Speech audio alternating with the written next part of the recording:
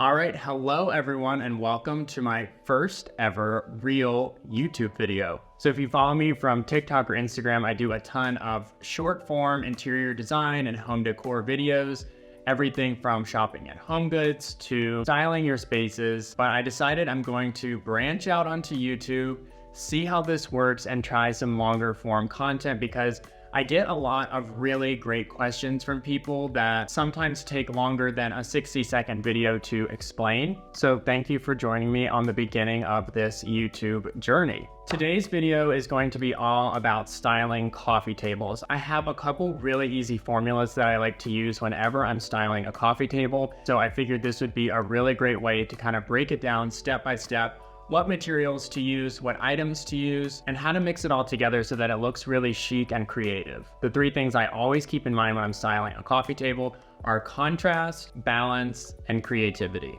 So let's get started with our first table. It's going to be this wooden rectangular table, and we're gonna style it a couple ways. So for one, it's pretty self-explanatory. We're gonna start with just one object.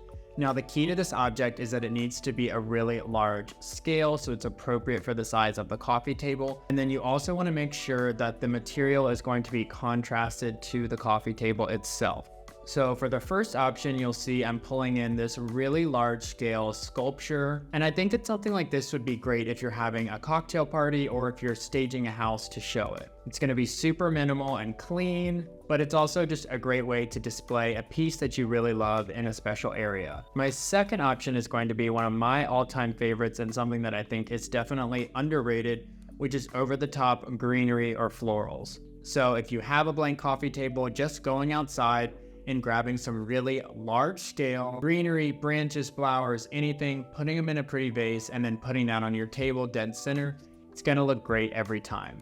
And this is something that can be fun to change out through the seasons. So next up we have number 2, and this is what I usually have on this coffee table. We're gonna slide these hydrangeas over and then make way for a few coffee table books. And again, with the coffee table books, they're contrasting, they're different materials and colors to make sure that they really work well in the space. And so once we get to 2, think of each space like it's 2 separate columns that you're going to fill. So we could still add an accessory on top of the books.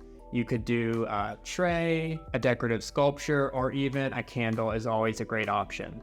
And you're still following the rule of 2 even though you have multiple objects on here. All right, so for level 3, we're going to actually scale down each piece so that we can fit 3 pieces on the table. And again, we're always wanting to keep a good perimeter around the table no matter what number we're on so that there is room for function. So for number 3, I'm going to do 2 stacks of coffee table books, and we're going to alternate the orientation of how these are sitting. That's going to break this up a little bit and just add a bit more of visual interest.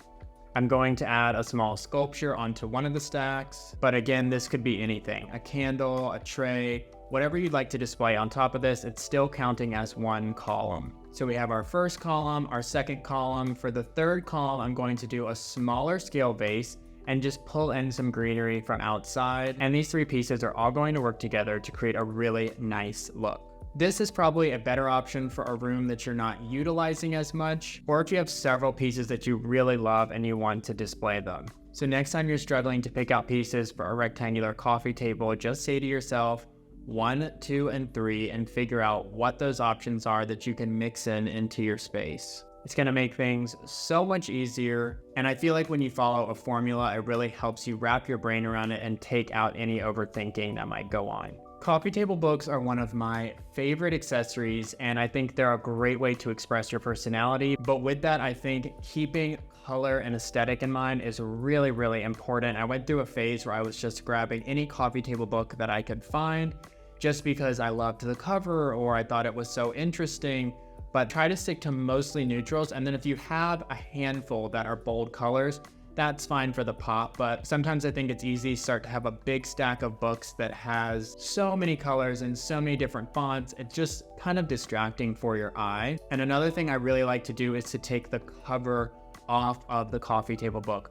Most nice books are going to have a linen covered book face, and that's really another great way to make it feel more minimal and not so overwhelming. I hope this was helpful, and I hope you guys like these longer form videos. Please comment below if there's any other topics that you'd like me to cover. I'm going to try to be posting a video about once a week, so be sure to subscribe for more.